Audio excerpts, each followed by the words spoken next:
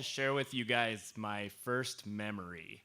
And it also happens to be a very scary one, but not so scary for me.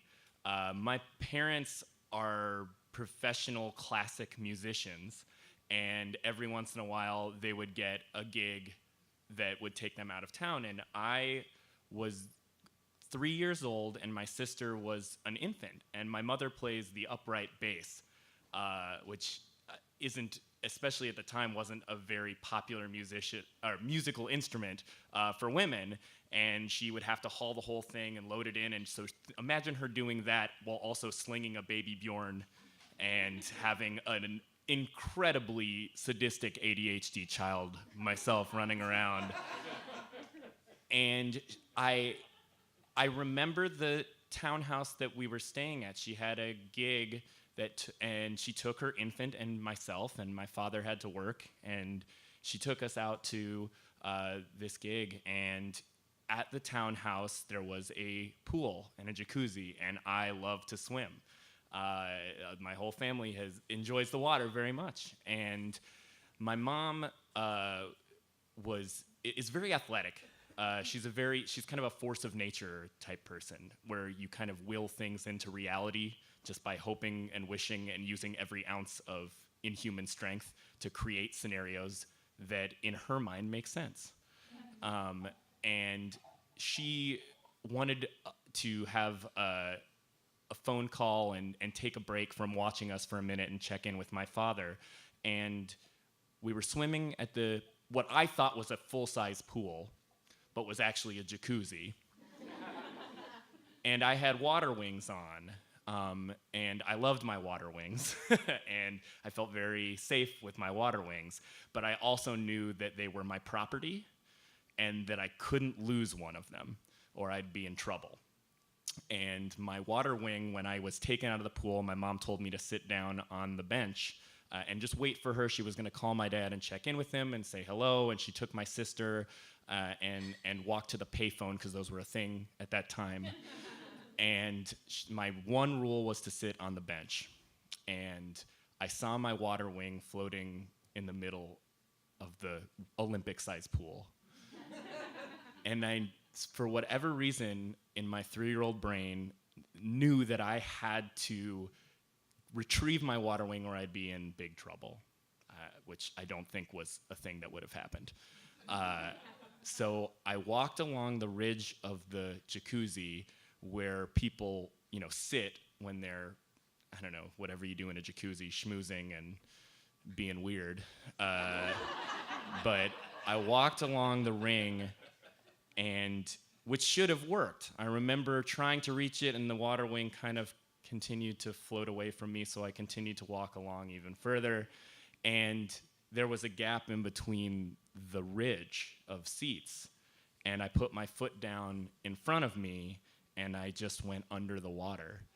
And I remember so clearly, this is, like I said, my first memory, just staring up, and it looked like how you see it in movies, where you see the glisten above you, and there's an unbreakable seal between you and air. And I didn't feel my lungs, and I didn't feel fear. I just was looking up. I had my eyes open, and I could feel myself sinking. And all I could think about was how much trouble I was in. And my brain just kept looking and just wondering what was gonna happen. And all of a sudden, that's when they threw the shark in the pool. Or that's what my brain thought was happening as a 3-year-old, that I was so naughty that they would throw sharks in to get me, because I had directly disobeyed 2 rules. And it was a cartoon shark, and I can still see it. It looked like the California Raisins style claymation, and it came into the pool and splashed, and it looked like a cool shark, like on a high C box or something from that time. And it wasn't a shark, not to shock anyone, but it was my mom had dove in or jumped in, and she had been talking with my father on the payphone, and she just screamed, "Dylan's drowning," and then ran away. She forgot that the phone call had happened, and my dad had waited for 7 hours to see what happened to me, which I understand. A lot was going on, a lot of moving parts. And so she saved my life and took me out of the jacuzzi, and my sister was crying, and she took me home, and I actually wasn't very shaken up at all. To me, I had seen something pretty radical. It was pretty cool. But I didn't pick up with my 3-year-old brain that this was actually very traumatic, to almost lose a child and to be on your own and to, be away from your support system. And she took me home and was so worried about me, and she wanted to comfort me so badly when I was super happy and joyful and running around. And she brought me to bed and wanted to put me down, and I could feel her shaking. And she opened up a Ranger Rick magazine. I don't know if you guys remember. Yeah, you can clap for Ranger Rick. Cool, he's a good raccoon. And the first story she read was about these animals who would get caught in the 6-pack rings and drown. And as she was reading this cool news article, she just started sobbing, and she figured that it was going to be it would be too close to the bone for me, but I didn't care at all. So she put it down and closed the magazine. She said, "Let's just do another story."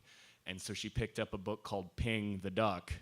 And Ping is, of course, as she found out, about a duck who gets its head stuck in a pipe as the boat begins to sink. And it just, again, triggered her to uncontrollably sob.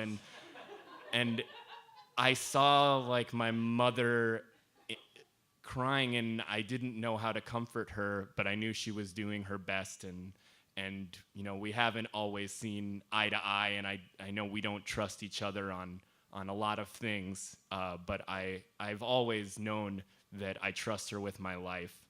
And I know that, we all have traumas that some people can see and some people can't. And it's just important, I think, to keep that in mind. So, thank you.